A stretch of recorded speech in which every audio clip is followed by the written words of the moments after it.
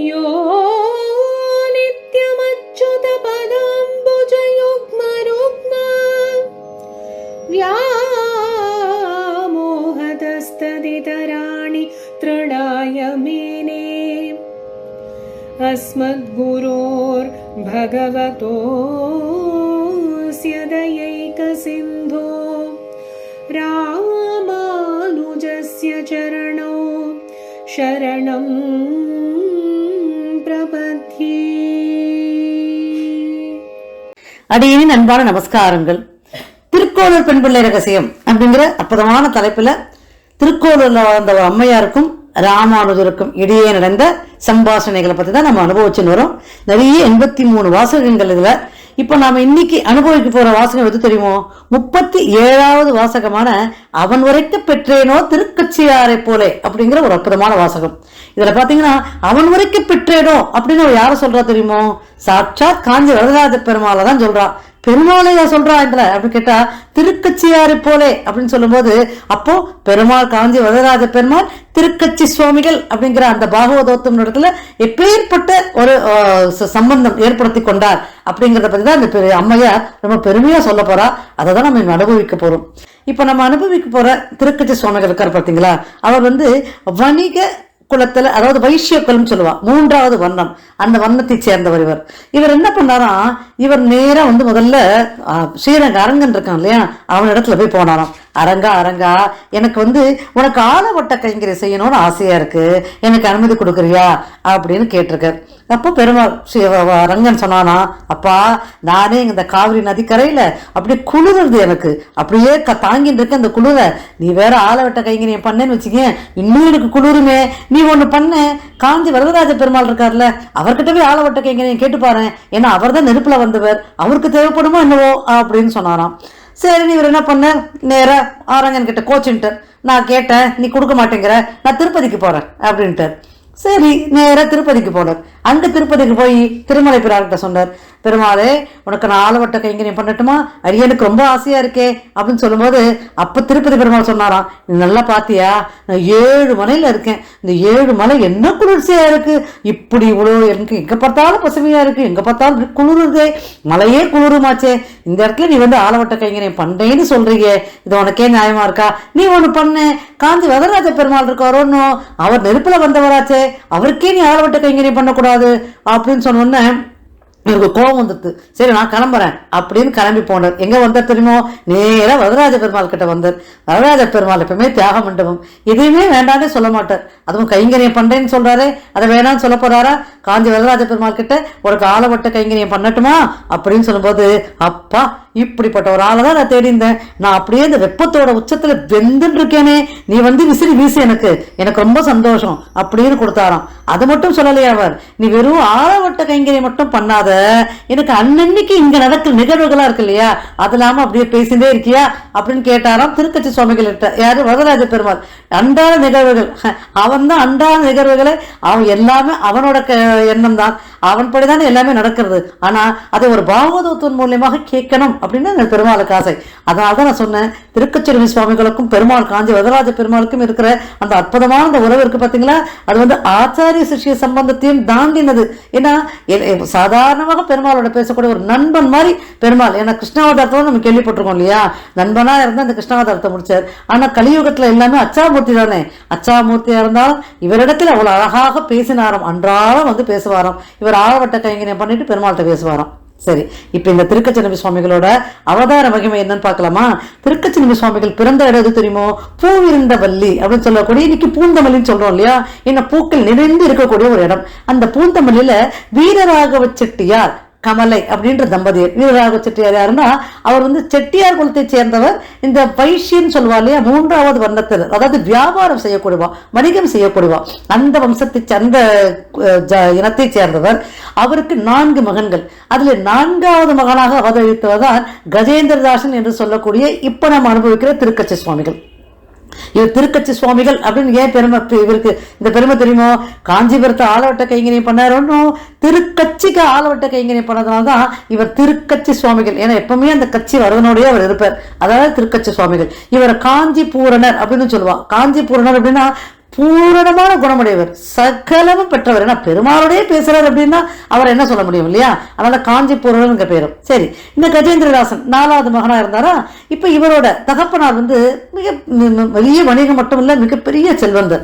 அவர் என்ன யோசிச்சார்னா, நமக்கு வயசாயிடுது, இந்த செல்வங்கள் எல்லாம் இந்த 4 குழந்தைங்களுக்கும் 4 மகன்களுக்கும் பிரிச்சு கொடுத்துட்டோம்னா அவ அவரோட இந்த வணிகத்தை கொஞ்சம் விருத்தி பண்ணிக்கட்டும், இன்னும் என்னென்ன பண்ணணுமோ அவ பண்ணிக்கட்டும், அவ வாழ்ந்துட்டு போட்டோம் அப்படின்னு சொல்லிட்டு என்ன பண்ணார், 4 மகன்களையும் கூப்பிட்டார். அப்பா, எனக்கு வயசாயிடுது, இனிமே இந்த வணிகத்தை நீங்க தான் இந்த பிசினஸை கவனிக்கணும், இந்தாங்க உங்களுக்கு உண்டான சொத்துன்னு சொல்லிட்டு 4 பேருக்கு பிரிச்சு கொடுத்துட்டு நான் இப்ப கொஞ்சம் ரிலாக்ஸா கொஞ்சம் ஓய்வு எடுக்க போறேன் அப்படின்னு சொல்லிட்டு கிளம்பி போயிட்டார். இவன் 4 பேரும் அப்படின்னு போது திருக்கச்சனாபங்களும் சேர்த்துதான் 4 பேரும் சொத்தெல்லாம் வாங்கிட்டா. கொஞ்ச நாள் கழிச்சு அவ அப்பா என்ன பண்ணார், என்ன குழந்தைங்களுக்கு பிரிச்சு கொடுத்தார், என்னென்ன பண்றான்னு தெரியணுமோ.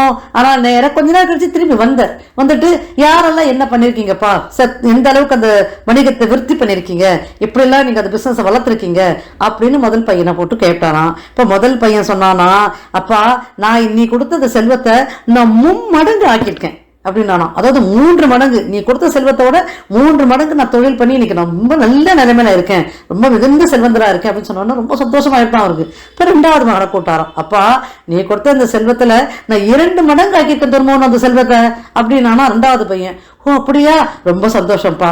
அப்போ 3வது மகனை கூப்பிட்டாராம். அப்பா, நான் நீ கொடுத்த செல்வத்தை வச்சுட்டு 3 மடங்குன்னு 3 × 3 × 2 6 மடங்கு செல்வங்களை நான் சேர்த்து வச்சிருக்கேன், அதனால நான் ரொம்ப சுபிட்சமா இருக்கணும் அப்படின்னு சொன்னோன்னு அவருக்கு ஒரே சந்தோஷமா. பரவாயில்லையே, நம்ம குழந்தைகள் செல்வத்தை இன்னும் மேல பெருக்கிருக்காளே, அதை பார்த்து சந்தோஷம் அடைஞ்சார். 4வதா இருக்கிறவர் தான் கஜேந்திரதாசன். அவர் அந்த தூணுக்கு பின்னாடி ஒளிஞ்சிருந்தாராம், அப்பா எதனா கேட்டு போறாருன்னு.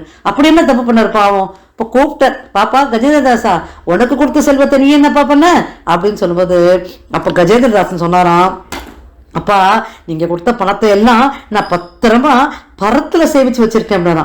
பரத்துல சேமிச்சு வச்சிருக்கியா அப்படின்னா அதாவது இவ கொடுத்த செல்வம் இந்த உலக வாழ்க்கைக்காக சேமிப்பது நமக்கு என்ன தேவையோ அதுதான் நம்ம சேமிக்க போறோம், அது ஒரு கடமை தான். அப்படி இருந்தாலும் நான் அதை விட பெரிய பரிணத்தமோ இந்த பரமபதநாதன் இருக்கான் இல்லையா, ஸ்ரீ வைகுண்டபதி, அவனுக்குண்டான கைங்கரியங்களை செய்யும் போது, அந்த திருப்பணிகளை செய்யும் போது அதனால் கிடைக்கக்கூடிய பெரிய புண்ணியம் இருக்கு இல்லையா, அதுதான் சேமிச்சு வச்சிருக்கேன் அப்படின்னாராம். அப்படின்னா உங்க செல்வங்கள் எதையும் நான் பெருக்கடிக்கல, ஆனா புண்ணியங்கள் நிறைய சேர்த்து வச்சிருக்கேன். நம்ம ஏற்கனவே பெரிய ஆழ்வாரை பத்தி நான் என்னோட யூடியூப் சேனல் நான் போட்டிருப்பேன், அவரோட வாழ்க்கை சரிதை கேட்டு பாருங்க. பரதத்துவ நிர்ணயம் அப்படிங்கிற அந்த பரதத்துவத்துக்கு ரொம்ப ஆச்சரியமான விளக்கங்கள்லாம் கொடுத்திருப்பார் அவர். அது மாதிரி எப்படின்னா, இந்த இரவு காலத்துக்கு தேவைப்படையான உணவை பகல்லையே நம்ம ரெடி பண்ணி வச்சுக்கணும் அப்படின்றார். அதுல சொல்லுவார் அவர், எப்படி இருக்குமோ முதுமை காலத்துக்கு வேண்டியதை நம்ம இனிமை காலத்தை சேமிக்கணும் இல்லையா. இப்ப எல்லாரும் சேமிச்சு வைக்கிறாளே, முதுமை காலத்துக்கு தேவைன்னு சேமிச்சு வைக்கிறாளே, அது மாதிரி பணம் சேர்ப்பது, இது பணம் சேர்ப்பதுக்கான வழி. ஆனா இந்த புண்ணியங்களை சேர்க்கிறதும் இதை விட முக்கியம். ஏன்னா எவ்வளவுக்கு புண்ணியம் சேர்க்கிறோமோ அந்த புண்ணியமானது நம்ம இறந்ததுக்கு அப்புறம் நமக்கு கிடைக்கக்கூடிய அற்புதமான பலன்களை கொடுக்கக்கூடியதுதான் அந்த புண்ணியங்கள். அதை தான் சேர்க்கணும், அதை தான் பரதத்துவ நிர்ணயம் அவர் சொல்லுவார். அவர் கொடுத்த செல்வங்களை என்ன பண்ணார் தெரியுமோ, நிறைய தர்ம காரியங்கள் பண்ணார், நிறைய குழந்தைகளுக்கு கல்விக்காகவும் அந்த பெருமாளோட திருப்பணிக்கு நிறைய வந்தவாளுக்கெல்லாம் சாப்பாடு, யாரெல்லாம் பசின்னு வராலும் அவளுக்கெல்லாம் பசின்னு அந்த பெருமாளோட கோயில்ல ஆலவட்ட கைங்கரியமும் பண்ணார். இப்படி நிறைய கைங்கரியங்கள் பண்ணி பண்ணி பண்ணி பண்ணி அவரோட செல்வங்கள் எல்லாம் புண்ணியங்களாக கன்வெர்ட் ஆகி அங்கதான் இருக்க தவிர்த்து இவர்கிட்ட செல்வங்கள் இல்லை. ஏன்னா அதெல்லாம் பண்ண செல்வம் வளராது இல்லையா, பிசினஸ் பண்ணாதான் செல்வம் வளரும். அவெல்லாம் 3 சகோதரர்கள் நல்லா இருக்கா, இப்ப இவர் எல்லாத்தையும் எல்லாம் முடிஞ்சிருத்து. இவர்கிட்ட எந்த செல்வமும் இல்லை. இப்ப அவருக்கு புண்ணியங்கள் நிறைய சேர்த்து வச்சுட்டார். இப்ப அதை தான் சொன்னார். ஆனா அவர் தகப்பனாருக்கு இதுல கொஞ்சம் கூட விருப்பம் இல்லை. ஏன்னா அவர் வேற இல்லையா, அவர் வணிகர், பிசினஸ் மேன் இல்லையா. அதனால தன்னோட 3 மகனும் நல்லா இருக்காரு, இவர் இப்படி இல்லையே மனசை கஷ்டப்பட்டு இவர் கிளம்பிட்டார் அவ அப்பா. இதுக்கப்புறம் இவர் என்ன பண்ணார், சரி எல்லா செல்வங்களும் எல்லா தான தர்மம்லாம் பண்ணிட்டார். நேரா ஆளவந்தா சுவாமிகள் அப்படின்னு ஒரு சுவாமிகள், ஆச்சரியமான ஆளவந்தா சுவாமிகள். நீங்க என்னோட ராமானுஜர் வைபவத்துல நான் போட்டிருக்கேன் அந்த சுவாமிகளை பத்தி. அவர் அற்புதமான ஆச்சாரியன். அவர் ஸ்ரீரங்கத்துல அவர் மகாராஜாவா இருந்தவர். அந்த மகாராஜாவோட அந்த இடத்தையே விட்டுட்டு அது இங்க இருக்கிற ஜீயரா, அதாவது ஸ்ரீரங்கத்துல அந்த பெருமாளுக்கு கைங்கரியம் பண்ணணும்னு அங்கேயே அவர் ஜீயர் ஆயிட்டார். அந்த இடத்துலயே அவர் மடாதிபதி ஆயிட்டார். அவரிடத்துல நிறைய பேர் பாடம் பயின்றா. அது இவரும் ஆளவந்தார் சுவாமிகள் கிட்ட அவர் அங்கேயே போய் வேதங்கள் எல்லாம் கற்றுக்கொண்டு அதெல்லாம் படிச்சுட்டு அங்கேயே இருந்தார். அப்போ ஆளவந்தார் சுவாமிகள் நேராக அவரை கூப்பிட்டார். அப்பா, நீ அரங்கன் கிட்டையும் பெருமாள் கிட்டையும் போய் ஆலவட்ட கைங்கரியம் கேட்கும்போது அவள் உன்னை என்ன சொன்னா, காஞ்சி பேரூராருக்கு போய் ஆலவட்ட கைங்கரியம் பண்ணுன்னு சொன்னாலும் அவனும் ஒத்துனானால நீ போப்பா, நீ போய் ஆலவட்ட கைங்கரியம் அங்கே போய் பண்ணி நிறைய புண்ணியங்களை சேரும் அப்படின்னு சொல்லி அனுப்பிச்சு விட்டார். இவர் நேராக ஆச்சாரியன் சொன்ன உடனே நேராக இங்கே வந்தார். எங்க காஞ்சி வரதராஜ பெருமாள் இடத்துல வந்து ஆலவட்ட கைங்கரியம் பண்ணார். என்ன பண்ணுவார் தெரியுமோ, காலையில எழுந்திருப்பார். அவர் அவருக்கு கொடுத்த காசுல தான தைரியம் பண்றது மட்டும் இல்லாம நந்தவனம் ஒண்ணு அமைச்சர். ரொம்ப அற்புதமான நந்தவனம், நிறைய மலர்கள் இருக்கக்கூடிய நந்தவனம். அந்த நந்தவனத்திலிருந்து மலர்கள் எல்லாம் பறிச்சு அந்த பகவானோட நாமங்களையே சொல்லிண்டு அதை ரொம்ப அழகாக தொடுத்து அங்கிருந்து பூந்தமல்லியிலிருந்து காஞ்சிபுரத்துக்கு நடந்தே வருவார் இந்த பூக்களை சுமந்து கொண்டு. ஏன்னா நீங்க யோசிச்சு பாருங்க, இன்னைக்கு அவ்வளவு தூரம் நம்ம நடந்து வர முடியுமா? இன்னைக்கு நிறைய வாகனங்கள் நம்ம எதிர்பார்ப்போமே. ஆனா இவர் என்ன பண்ணுவார், அங்கேருந்து நடந்தே வருவார் காஞ்சிபுரத்துக்கு வந்து இந்த பெருமாளுக்கு புஷ்ப கைங்கரியம் பண்ணிட்டு அதுக்கப்புறம் அபிஷேகம் பண்ணி முடிச்ச உடனே பெருமாளுக்கு அலங்காரம் முடிஞ்ச உடனே ஆலவட்ட கைங்கரியமும் சேர்த்தே பண்ணுவார். ஆலவட்ட கைங்கரியம் பண்ணும்போது பெருமாள் சொல்லியிருக்காருல்ல, வெறும் கைங்கரியம் மட்டும் ஆலவட்ட கைங்கரியம் மட்டும் பண்ணாத, என்னோட கொஞ்சம் பேசு, இன்னைக்கு என்ன நடந்தது, நேற்றுக்கு என்ன நடந்தது, இதெல்லாம் எனக்கு சொல்லு அப்படின்னு பெருமாள் சொல்லுவாரு. அதனால அதையும் சேர்த்து சொல்லி அந்த கைங்கரியத்தையும் சேர்த்தே இப்படியே பண்ணிட்டே வந்தார். ஆலவட்ட கைங்கரியம் பண்றதுக்கு முன்னாடியும் இவருக்கு ஒரு அற்புதமான நிகழ்வு நடந்தது. அது என்ன தெரியுமா, இப்ப நேரம் காஞ்சிபுரம் வந்தாரோ அங்கத்துல பட்ட சுவாமிகளோட இவரும் நின்று போது பெருமாளுக்கு அப்படியே வேர்த்ததான். யாருக்கு? வரதராஜ பெருமாளுக்கு அப்படியே வேர்த்ததை பார்த்தோன்னே பட்ட சுவாமிகிட்ட கேட்டா, சுவாமி அங்க பாத்தீங்களா, பெருமாளுக்கு ஏதோ ரொம்ப வேர்க்கிறதே சுவாமி, அவருக்கு ஆலவட்ட கைங்கரியம் நான் பண்ணலாமா அப்படின்னு கேட்கும்போது பட்ட சுவாமிகள், ஆஹா அதற்கென்ன, பேஷா பண்ணுங்களேன் அப்படின்னு சொல்லும்போது அது ஒரு குரலா கேட்கலையாம், 2 குரலா கேட்டுதான். என்ன குரல்? வரதராஜ பெருமாள் அந்த சமயத்துல ஓ நீ பேஷா பண்ண அப்படின்னாராம். அதே மாதிரி அங்க பட்ட சுவாமிகள் ஓ நன்னா பண்ண, பேஷா பண்ண அப்படின்னு 2 குரல் கேட்ட உடனே ஆச்சரியமா போயிடுதான். அதுக்கப்புறம் தான் அவங்க ஆலவட்ட கைங்கரியமே பண்ண ஆரம்பிச்சார். இப்படியே பண்ணிட்டு இருந்தாரா. ஒரு நாள் பொதுவாகவே இந்த 7 சனின்னு சொல்லுவா இல்லையா, அது வாழ்க்கையில எல்லாருக்கும் வரும். அதுலேருந்து யாருமே தப்பிக்க முடியாது. ஆனா அந்த சமயத்துல நம்ம எப்படி நடந்துக்கணும், அதுக்காக பரிகாரம் பண்றது, கோயிலுக்கு போறது, அதெல்லாம் அப்படி கிடையாது. கோயிலுக்கு போறது எப்பவும் போகுது, பெருமாள் நினைச்சுனே இருந்தோம்னா எதுவும் நம்மளை ஒண்ணும் பண்ணாது. கிரகங்கள்லாம் நம்மளுக்கு எதுவுமே கெடுதல் செய்யக்கூடிய கிரகங்கள் கிடையாது. அப்போ நம்ம அந்த சமயத்துல சில விஷயங்களை நம்ம மெயின்டைன் பண்ணிக்கணும். இப்போ பெருமாள் என்ன பண்ணாராம், வரதராஜ பெருமாள், அப்பா கஜேந்திர வரதா, இந்த மாதிரி உனக்கு 7 நாட்டை சார்பாக வரப்போகுது, அதனால ஒரு 7 வருஷம் நீ என்னை பிரிஞ்சு இருக்கணும். ஏன்னா வேற வழி இல்லை, உனக்கு 7 சனி வந்துடுது, 7 வருஷம் என்ன பிரிஞ்சு இருக்கணும், நீ இரு. அது இருந்துன்னா உனக்கு தானே இது சரியா போனோன்னு திரும்ப நீ ஆலவட்ட கைங்கரியம் பண்ணு அப்படின்னு சொல்லும்போது அப்போ சொன்னாராம் திருக்கச்சன சுவாமிகள், ஐயோ பெருமாளே உன்னை விட்டு 7 வருஷம் நான் பிரிஞ்சு இருக்கணுமா, அதெல்லாம் முடியாது அப்படின்னாராம். உடனே பெருமாள் சொன்னாராம், அப்பா 7 மாசங்களாவது பிரிஞ்சு இருக்கியா அப்படின்னு கேட்டாராம். 7 மாசமா பெருமாளே, என்னால ஒரு நிமிஷமும் பிரிஞ்சிருக்க முடியாது அப்படின்னா. சரி அப்படின்னா 7 வாரங்களாவது பிரிஞ்சு இருக்கியான்னு கேட்டாராம் பெருமாள். 7 வாரங்களா, எவ்வளவு நாட்கள், என்னால முடியாது அப்படின்ட்டாராம். சரி 7 நிமிடமாவது பிரிஞ்சிருக்கியா அப்படின்னா. 7 நிமிஷமா, அது எப்படி பெருமாள் அப்படின்றது 7 வினாடியாவது பிரிஞ்சிருக்கியான்னு கேட்டாராம். 7 செகண்ட்ஸ், 7 செகண்ட் தான். அது வரைக்கும் எனக்கு பிரிஞ்சிருக்கேன்னு கேட்டோன்னே வேற வழியே இல்லை, ஏன்னா இதுக்கெல்லாம் கட்டுப்பட்டுதான் ஆகணும். சரி அப்படின்னு 1/2 மனதான் ஒத்துண்டாராம். அதனாலதான் அந்த ஒரு நொடிப்போது கூட உன்னை பிரியாம நான் இருக்கணுமே அப்படின்னு நினைச்ச அவருக்கு வரதராஜ பெருமாள் நகையெல்லாம் களவாட போனது. அதனால என்ன பண்ணா, இவர் தானே இப்போ பெருமாள் பக்கத்துல இருப்பாரு, இப்போ ஆலவட்ட கைங்கரியம் பண்றார், அது இல்லாம மாலைகளை தொடுத்து பெருமாளுக்கு புஷ்ப கைங்கரியம் பண்றாருல அந்த புஷ்பம், அதனால இவர் தான் எடுத்துனார் அந்த நகையன்னு சொல்லி எல்லாரும் அவரை கொண்டு போய் ராஜா கிட்ட விட்டு ராஜா அவர் ஜெயிலே பிடிச்சு போட்டுட்டார். அதுக்கப்புறம் பெருமாள் வரதராஜ பெருமாள் அந்த மகாராஜா கணவர் இல்ல அந்த நகை காணாம போல, அது எடுக்கும் போது அந்த மாலையை கழட்டும் போது அந்த மாலையோட அந்த நகையும் சேர்ந்து போயிடுது, அது தெரியாம நடந்ததுதான் அப்படின்னு சொல்லி பெருமாள் தான் காப்பாற்றி கொடுத்தார். எத்தனை மணி நேரத்துல? 7 நொடிக்குள்ள. ஏன்னா 7 நொடி கூட ஒண்ணு பிரிஞ்சு இருக்க முடியாதுன்னு சொன்னாரு. அந்த 7 நொடிக்குள்ள 7 சனி மொத்தம் அனுபவித்தவர். இப்படி பேசிட்டு இருப்பார். நான் சொன்னேன் இல்லையா, பெருமாள் கிட்ட பேசிட்டே இருப்பாருன்னு.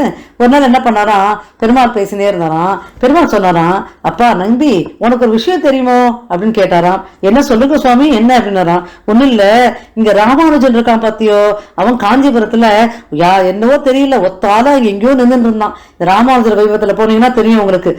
யாதவ பிரகாஷன் சொல்லிட்டு அவருடைய ஆச்சாரிய ஆச்சாரியா அவரோட குரு இருக்கார் இல்லையா, ராமானுஜர் எப்படியான கொல்லணும்னு சொல்லிட்டு காசி காஷன் போவார்.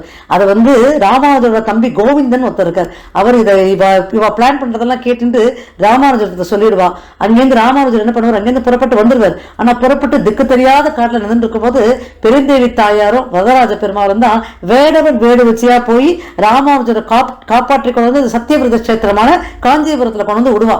அதை தான் இவர் சொன்னார், உனக்கு தெரியுமோ ராமானுஜன் திக்கு தெரியாம நின்றுதான், நானும் பெருந்தேவியும் தான் போய் வேடவன் வேடு வச்சு வடிவில் போய் அவரை மீட்டு கொண்டு வந்து இங்க சத்தியவிரத கஷேத்திரம் காஞ்சிபுரத்துல கொண்டு வந்து விட்டுருக்கேன் அப்படின்னு சொன்னோன்னே, சுவாமி அது எவ்வளவு பெரிய பாக்கியம், அவருக்கும் பாக்கியம், நான் எப்படியாவது ராமானுஜரை பார்க்கணுமா, நான் கண்டிப்பா அவனுக்கு நீதானே முதல் ஆச்சாரியன், நீ பார்க்காமையா, நிச்சயமாக நீ போய் பார்த்துட்டு வா. அதுக்கப்புறம் தான் ராமானுஜர் திருக்கச்சி சுவாமிகள் தான் அவருக்கு முதல் ஆச்சாரியன்னே சொல்லலாம். அந்த அளவுக்கு திருக்கச்சி சுவாமிகள் பேர்ல ராமானுஜருக்கு அதீத பக்தி. ஆச்சாரோட உச்சிஷ்டம் இருக்கு இல்லையா, உச்சிஷ்டம்னா அவர் சாப்பிட்டு மிச்சம் இருக்கு இல்லையா, அந்த உச்சிஷ்டத்தை பிரசாதமாக எடுத்துக்கணும், அந்த உச்சிஷ்டத்தை ஏத்துக்கணும்னு சொல்லிட்டு தன்னோட மனைவி தர்மாம்பாள் இருக்கா இல்லையா, அவருக்கு ராமானுஜர் சொன்னார், சுவாமி வருவர், அவருக்கு உண்டான பிரசாதங்களை ரெடியா வை, அதுக்கப்புறம் அவர் வந்து சாப்பிட்டதுக்கு அப்புறம் அந்த உச்சிஷ்டத்தை கண்டிப்பா நாங்கள் ஏத்துக்கணும் அப்படின்னு சொல்லிட்டு போனார். தர்மாம்பாள் என்ன பண்ணா, அந்த சுவாமிக்கு வேண்டிய பிரசாதங்கள் அதாவது சமையல்லாம் ரெடி பண்ணி தலைகள்லாம் ரெடியா பண்ணி வச்சுருந்தா. அப்போ ஒரு வாரத்துக்கு கொஞ்சம் லேட் ஆயிடுது. ராமானுஜர் என்ன பண்ணார், சரி நான் போய் அந்த கோவில் வரைக்கும் பார்த்துட்டு வரேன், அவர் இருந்தால் நான் கூட்டின்னு வந்துடுறேன்னு சொல்லிட்டு அவர் இப்படி போனார். திருக்கச்சிறுமி சுவாமிகள் என்ன பண்ணார், அவர் ஒரு வேலையா கோயிலையும் முடிச்சுட்டு அப்படியே இந்த பக்கமா சுத்தி அடிச்சுட்டு என்ன கூப்பிட்டாரு ராமானுஜர் அப்படின்னு இங்க வந்தார். இங்க வந்த உடனே தர்மபால் என்ன பண்ணா தெரியுமோ, அவ வந்து அந்த காலத்துல மிக பழமையான வைஷ்ணவ குலத்தை சேர்ந்தவா. ஏன்னா அவளுக்குலாம் வந்து இந்த 3வது வர்ணத்தை 4வது வர்ணத்தை வீட்டுக்குள்ளே சேர்க்க மாட்டா, அந்த மாதிரி இருக்கிறவா. இவர் திருக்கச்சிறுமி சுவாமிகள் 3வது வர்ணத்தர் இல்லையா, என்ன பண்ண அப்படியே அவர் திண்ணையிலேயே அவருக்கு அவர் சாதெல்லாம் நல்லா அழகா பரிமாறி ருசியான உணவுகள் தான் நல்லா பரிமாறி அவன் சாப்பிட்டு முடிச்ச உடனே அந்த இலைய அப்படியே கையால போடல, குச்சியால நவுத்தி விட்டுட்டான். அந்த இலைய அந்த ஓரத்துல போட்டுட்டு அந்த இடத்துல நல்லா அனுமதி தேடிட்டு அவ போய் திரும்பவும் குளிச்சுட்டு வந்து ஃப்ரெஷ்ஷா தலையை பண்ணியிருந்தா. ராமானுஜர் என்ன பண்ணார், ஏன்னா திருக்கச்சிறுமி சுவாமி வரலையே அப்படின்னு சொல்லிட்டு அவர் நேரம் திரும்பவும் இல்லத்துக்கு வந்தார். வந்து பார்த்தா இந்த இடத்துல அந்த மெத்து இதெல்லாம் அனுமதிட்டு குளிச்சுட்டு வேற வரா. பார்த்தோன்னு அவருக்கு என்னது இது, இவங்க சுவாமிகள் வரலையா, திருக்கச்சி சுவாமிகள் இன்னும் வரலையா அப்படின்னு சொல்லும்போது, எல்லாம் வந்தாரே, நல்லா அவருக்கு தலிகை பண்ணி சாப்பிட்டாச்சு, அதே இலையெல்லாம் போட்டாச்சு, நான் குளிச்சுட்டு வந்தாச்சு, நான் உங்களுக்கு வேற தலிகை பண்ணி போடுறேன்னு. எதுக்கு வேற தலிகை பண்றேன்னா, அந்த அப்ராமணன் சாப்பிட்டதை போயிட்டு உங்களுக்கு நாங்கள் எப்படி தர முடியும், அதனோட எப்படி நான் உங்களுக்கு அந்த தலிகை உங்களுக்கு தர முடியும்னு சொன்னோன்னா ராமானுஜருக்கு ரொம்ப கோபம் தான். அந்த திருக்கச்சி சுவாமிகள் தான் என்னோட முதல் ஆச்சாரியன், அவரோட உச்சிஷ்டம் சாப்பிடணும் தான் அவரை நான் வரவழைச்சது, ஆனா நீ இப்படி பண்ணிட்டியே அப்படின்னு சொல்லிட்டு ரொம்ப மனசு வருத்தப்பட்டு, அதனாலதான் இதுவும் ஒரு காரணம், தர்மாபாலை பிரிஞ்சு அவளோட இல்லத்துக்கு அமைச்சிட்டார். அவர் எனக்கு வேண்டாம் இந்த உலக வாழ்க்கை அப்படின்னு சொல்லிட்டார். இததான் திருக்கச்சிறுமி சுவாமிகள் என்ன பண்ணார், காஞ்சி வரதராஜ பெருமாள்கிட்ட எடுத்து சொன்னார். இந்த மாதிரிலாம் நடந்தது ராமானுஜனுக்கு. அவன் மனசுக்குள்ளேயே நெடுநாளா ஒரு பெரிய கேள்வி இருக்கு, ஒரு பெரிய குறை இருக்கு சுவாமி, அந்த குறையை நீங்களே நிவர்த்தி பண்ணணும் அப்படின்னு சொன்ன உடனே அவர்கிட்ட இருக்கிற குறை என்ன இருக்குன்னு பெருமாளுக்கு தெரியாதா? ராமானுஜர் சொல்லவே வேண்டாமே, அவர் சொல்லி அனுப்பல என்ன குறைன்னு. ஆனா அவர் திருக்கச்சிறுமி சுவாமி சொல்லி கொடுத்தாராம் 6 வார்த்தைகள், அற்புதமான 6 வார்த்தைகள். அந்த 6 வார்த்தைகள் என்ன தெரியுமோ, அகமேவ பரத்தத்துவம் அப்படின்னா என்ன சொல்ற, முதல் வார்த்தையில நானே பரமாத்மா, நானே பரத்தத்துவம். 2வது வார்த்தையில தர்சனம் பேதையேவச, தர்சனம் பேதையேவசன்னு சொல்லும்போது இந்த இடத்துல பரமாத்மாவும் ஜீவாத்மாவும் ஒண்ணு இல்லை, வேற வேறதான். அப்போ அப்பேற்பட்ட அந்த வசந்த பரமாத்மாவை அந்த ஜீவாத்மா அடையணும்னா அதுக்கு என்ன முக்கியமான விஷயம் தெரியுமோ, 3வதா சொல்ற உபாயேஷு பிரபத்திச்சார், சரணாகதி. பிரபத்தினா சரணாகதி, அவனுக்கு எனக்கு சரணாகதி பண்ண சொல்லு, அதுவே உபாயம், வேற எதுவும் உபாயம் இல்லை. அப்ப 4வது வார்த்தை சொல்றார் தேகாவசேன முக்திச்சயார், இந்த தேகத்துக்கு உண்டான சரீரத்தோட முடிவுல தான் மோட்சம்.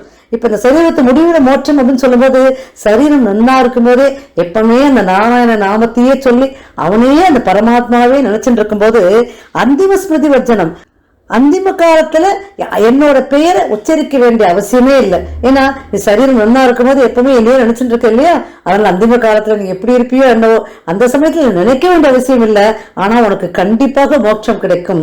இதுதான் முக்கியமான 5 வார்த்தைகள். அப்ப 6வது வார்த்தை ராமானுஜருக்கு உண்டான வார்த்தை என்ன சொல்றாரு தெரியுமோ, மகாபூர்ணாமாஸ்ரய அப்படிங்கிற. மகாபூர்ணர் அப்படின்னா பெரிய நம்பி சுவாமிகள், அவர் தான் ராமானுஜருக்கு சமாசனம் செய்து வைத்த ஆச்சாரியர். மதுராந்தகத்துல போனீங்கன்னா இங்க கூட நீங்க இங்க பார்க்கலாம், ராமானுஜருக்கு எந்த இடத்துல சமாசனம் பண்ணி வச்சார் அப்படிங்கறது அந்த இடத்துல ஒரு இடம் வச்சிருப்பா. இப்போ கூட எங்க போய் சேவிச்சுக்கலாம். அப்பேற்பட்ட சுவாமிகள் தான் பெரிய நம்பி சுவாமிகள். அதான் ராமானுஜருக்கு முதல் சமாசன ஆச்சாரியர் அப்படின்னு சொல்லலாம். கண்டிப்பாக பெரிய நம்பி சுவாமிகள் ராமானுஜரை தேடி வரக்கூடிய காலம் வரும்போது நிச்சயமாக இதெல்லாம் நடக்கும். இதெல்லாம் நான் சொன்னேன்னு சொல்லி நீ ராமானுஜருக்கு சொல்லி அவன் மனதை சமாதானப்படுத்து அப்படின்னு சொல்லி அமைச்சர் பெருமாள். உன்னே திருக்கட்சி சுவாமிகள் அங்கேருந்து புறப்பட்டு நேர பெருமாள் ராமானுஜர் வந்தாராம். இந்த பெருமாள் சொன்ன அத்தனை 6 விஷயங்களையும் அவருக்கு 6 வார்த்தைகள் சொல்லுவான். ஸ்ரீ வைஷ்ணவத்துல ரொம்ப பிரசித்தியான 6 வார்த்தைகள் இது. இந்த 6 வார்த்தைகளை ராமானுஜர் சொல்லி அவர் மனசை சமாதானப்படுத்தினாராம். அதனால்தான் திருக்கட்சி சுவாமிகள் ராமானுஜருக்குள்ள முதல் ஆச்சாரியர் அவர் தான். பெருமாள் கிட்ட இருந்து 6 வார்த்தைகளை சொல்லி இவருக்கு அனுகிரகிச்சாரே, அதனாலதான் அவர் முதல் ஆச்சாரியர். அப்பேற்பட்டவர் தான் திருக்கட்சி நம்பி சுவாமிகள். திருக்கட்சி நம்பி சுவாமிகள் என்ன பண்றது தெரியுமோ, நேரா வரதராஜ பெருமாள்கிட்ட போனாராம். ஐயா வரதா, இந்த மாதிரி சொல்லிட்டேன் நான் ராமானுஜத்துல. இப்போ ராமானுஜன் இன்னொன்னு கேட்டான், மோட்சம் இருக்கான்னு கேட்டான், அதை உங்ககிட்ட சொல்ல மறந்துட்டேன் அப்படின்னு சொன்னோன்னே பெருமாள் சிரிச்சாராம். என்ன கேட்கிற, அவனுக்கு இல்லாத மோட்சமா? அவன் மோட்சம் மட்டும் இல்ல, அவன் மோட்சத்திற்காக யாரை கை காமிச்சாலும் அவருக்கு நான் மோட்சம் கொடுப்பேனே, அதையே சொல்லு அப்படின்னு சொன்னோன்னே ரொம்ப சந்தோஷமாயிட்டான். அதனாலதான் ராமானுஜர் வழியில அவரோட அந்த ஆச்சாரியனை நம்ம பட்டினோம்னு வச்சுக்கோங்களேன், நமக்கு மோட்சத்துக்கு கூட அவரோட கடைக்கன் பால நமக்கு மோட்சம் அவர் ஏற்படுத்தி கொடுத்தாருன்னா பெருமாளை நம்ம சுலபமா அடையலாம். உய்ய ஒரே வழி உடையர் திருவடி அப்படின்னு சொல்லுவா இல்லையா? இதை சொன்ன உடனே ராமானுஜர் சந்தோஷமாயிட்டாராம். ஆனா திருக்கட்சி சுவாமிகள் என்ன பண்ணாராம், அப்படின்னா சரிதான், அப்ப அவருக்கு மோட்சம் உண்டு, எனக்கு மோட்சம் நிச்சயமாக இருக்கும் இல்லையா? ஏன்னா நான் எப்பவும் உன்னோடய பேசிட்டு இருக்கேன், உன்னோட சந்தோஷமா இருக்கேன், உன்னை எப்பவும் பார்த்துட்டு இருக்கேன், நீ எனக்கு மோட்சம் கொடுக்காம போயிடுவ அப்படின்னு சொல்லும்போது வரதராஜர் சிரிச்சாராம். உனக்கு மோட்சத்துக்கு நான் சொல்ல முடியாது, எனக்கு அதுக்கு நான் உத்தரவாதம் தர முடியாதுன்றாராம். என்னது, அப்ப எனக்கு மோட்சம் கிடையாதா? நான் உன்னோட பேசுறேனே அப்படின்னு சொன்னோன்னே, நான் தான் உனக்கு அகலப்பட்ட கைங்கரியம் பண்றேனே, நீங்க வந்துட்டு இருக்கேனே அப்படின்னு சொல்லும்போது, அதுக்குதான் நான் உன்னோட பேசுறேனே, நீ எனக்கு ஆளவிட்ட கைங்கரியம் பண்ற, அது பதிலாக உன்னோட நான் பேசிடுறேனே, அவ்வளவுதான், உனக்கு எனக்கு சரிக்கு சமமா முடிஞ்சு போயிடுது, அப்புறம் மோட்சத்திற்கு எங்க இருக்கு வழி அப்படின்னு சொன்ன உடனே அழ ஆரம்பிச்சிட்டாராம் திருக்கட்சி சுவாமிகள். ஐயனே, அப்ப நான் மோட்சத்துக்கு என்ன பண்ணணும்னு. மோட்சத்துக்கு வேணும்னா நல்ல ஒரு ஆச்சாரியனுக்கு கைங்கரியம் பண்ணணும், அவரோட திருவடிகளை நீ பற்றணும், அப்பதான் உனக்கு மோட்சத்துக்கு வழி இருக்குன்னு சொன்ன உடனே பிற்காலத்துல அவர் என்ன பண்ணார், திருக்கோஷியூர் அப்படின்னு இவரும் ராமானுஜரோட திருவடி சம்பந்தம் இருக்கிறார். ராமானுஜரோட ஆச்சாரியன் தான் அவரும். ஏற்கனவே நம்ம கேள்விப்பட்டிருப்போம் திருக்கோஷியூர். அதுல 18 முறை நடந்த ஸ்ரீரங்கத்திலிருந்து திருக்கோஷியூருக்கு 18 முறை நடந்து துவைமகா மந்திரத்தை பெற்றாரே சுவாமி, அந்த ஆச்சாரியன் தான் திருக்கோஷியூர் நம்பிகள். அதனால அது மாதிரி அந்த ஆச்சாரியர்கிட்ட தான், அந்த திருக்கோஷியூர் சுவாமிகள் கிட்ட தான் இவர் ஒரு குதிரை வண்டிக்காரனா போவார். யாரு? திருக்கட்சி நம்பி சுவாமிகள். குதிரை வண்டிக்காரனா போய் அவருக்கு அந்த கர்ம, அவருக்கு சில காலம் இருந்து அவருக்கு உண்டான கைங்கரியங்களை செஞ்சுட்டு திரும்ப வரதராஜ பெருமாள்கிட்ட வந்தோடனே அப்ப வரதராஜ சொன்னாராம், இப்ப இனிமே உனக்கு நிச்சயமாக மோட்சம் உண்டு அப்படின்னு சொன்னாராம். அப்பேற்பட்ட ஆச்சாரியன் தான் திருக்கட்சி சுவாமிகள், அப்பேற்பட்ட பாகவதோத்தமன். அந்த நாளத்தை நீங்க திருக்கோளூர் பெண்பிள்ளை சொல்றா. அந்த மாதிரி நான் பெருமாள் இடத்துல அவ்வளவு பக்தியா, எனக்கு பெருமாள் இடத்துல வந்து பேசுற அளவுக்கு எனக்கு பக்தியா, இப்படிலாம் பேசியிருந்தார். அவ்வளவு பக்தி பண்ணாரே திருக்கட்சி நம்பி சுவாமிகள். அப்பேற்பட்ட பக்தி இருக்கா எனக்கு. அதனால இந்த திருக்கோளூர் வைத்தமானதி பெருமாள் இடத்துல இருக்கிறதுக்கு உண்டான லாயக்கு எனக்கு இருக்கா, இங்க வாழறதுக்கு உண்டான லாயக்கு இருக்கா, அதனாலதான் இந்த ஊரை விட்டே போறேன் சுவாமி, நான் கிளம்புறேன் அப்படின்னு சொல்லும்போது, என்னோட ஆச்சாரியன் திருக்கட்சி சுவாமிகள் போல பகவானிடத்துல பக்தி இருந்ததுன்னா எப்பேற்பட்ட விஷயங்களும் நம்மளால சாதிக்க முடியும். அவர் ஒரு அற்புதமான சரணாகதித்வன். அதனால இதுக்கெல்லாம் நீ கவலைப்படக்கூடாதுமா, நீ எப்பவும் பக்தி பண்ணு, இருந்தாலே உனக்கு சகல நன்மைகளும் நடக்கும். அதுக்காக இந்த ஊரை விட்டு போகாது, அதுக்காக இந்த ஊரை விட்டு நீ போகாது அப்படின்னு ராமானுஜர் சொன்னார். இப்ப திருக்கோளூர் பெண்பிள்ளை என்ன பண்ணா, சரி இப்போ இது முடிஞ்ச உடனே அடுத்த வாசகம் என்ன தெரியுமோ, அவன் மேனி ஆனேனோ திருப்பானாரை போல. இது திருப்பானார் யாருன்னு சொல்லும் போது யாரு?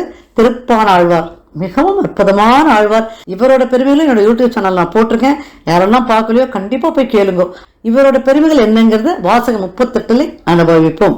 அதுவரை உங்க எல்லோருக்கும் பல்லாண்டு பாடி கவிதாக்க சிம்மாய கல்யாண குணசாலினே ஸ்ரீமதே வெங்கடேஷாய வேதாந்த குரவே நமஹ.